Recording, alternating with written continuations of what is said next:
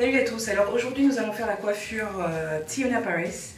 C'est une des coiffures de Sor La Signasse que vous retrouverez sur la page de Cassiopeia Events.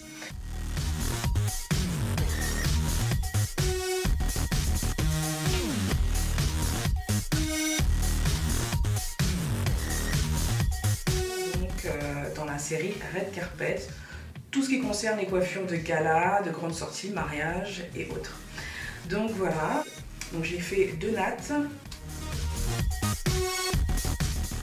que j'ai gardées à peu près 24 heures. Je les ai défaites pour avoir ce petit côté puffy dont on va avoir besoin pour la coiffure. Les produits dont vous allez avoir besoin aujourd'hui.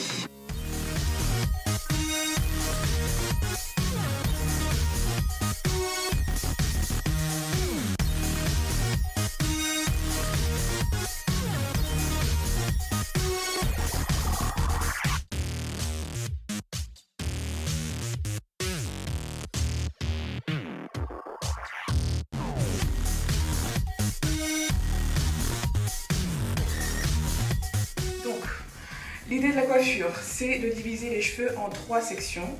Je vais commencer par le bas. Je brosse de nouveau. Je commence par les pointes. Élastique. Alors, je ne suis pas une grande fan du gel, donc j'en mets le moins possible. Et aujourd'hui, donc, je n'en mettrai que sur la zone où réellement c'est indispensable, c'est-à-dire les côtés, pour avoir ce look tiré à 4 épingles pour les grandes occasions. Donc voilà. Donc le dessus, en fait, on va avoir une impression de couronne. Donc servez-vous de votre couronne de coton, si j'ose dire. Votre chevelure magnifique. N'empêche que l'effet est garanti. Et justement, avec après avoir défait les nattes et peigné comme ça, ça vous donne un peu plus de volume et c'est exactement ce qu'on recherche.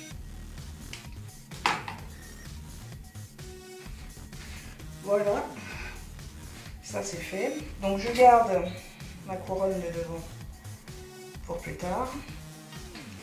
Et je vais donc m'occuper du milieu qui est important. Donc le milieu, cette section-là, elle est un peu plus volumineuse déjà parce qu'elle est située à cet endroit-là et qu'on a plus de cheveux. Et aussi parce que ça va conditionner, ça va déterminer l'aspect final de ma brosse. Je vais commencer à intervenir avec l'eau.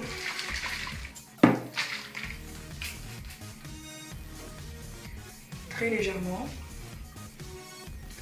Je place d'abord sur ma main. Sinon ça va commencer à boucler. Et ce n'est pas ce que je veux pour l'instant.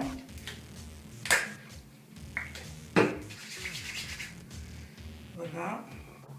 Et je vais peigner pour étirer mes cheveux. Parce que j'ai besoin de leur longueur pour exécuter. Yeah!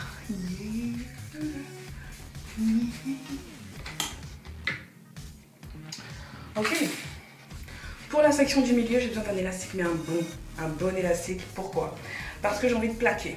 Et pour plaquer, il faut vraiment que le truc soit bon, quoi.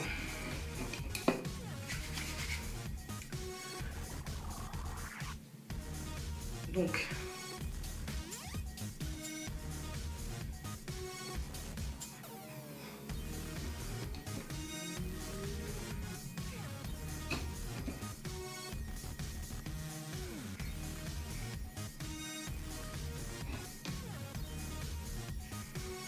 je mets un petit peu de gel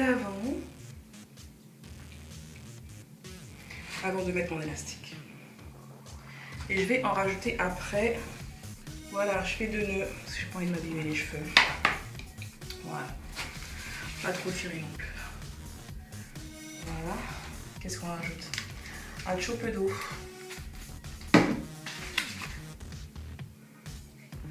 Et là, ma brosse intervient. Yeah! Vous voyez cet effet là plaqué? Plaquito! C'est ça que je cherchais. Le reste prend moins de temps. Du coup, je reviens sur la partie du bas, qui est un peu moins plaquée volontairement. Vous avez compris que je n'aime pas trop le gel. Et de toute manière, on va vers moi, ça tombe bien. Voilà. Une fois là, je fais une grosse vanille, donc je divise en deux. Et je fais une grande vanille, mais je la serre pas trop. Je sers pratiquement que le goût. Voilà, pour avoir cet effet-là, vous voyez ça? C'est ça. And in the middle.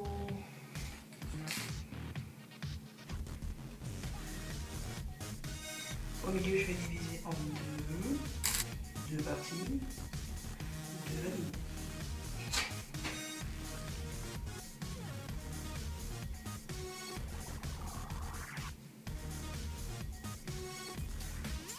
Paf, paf.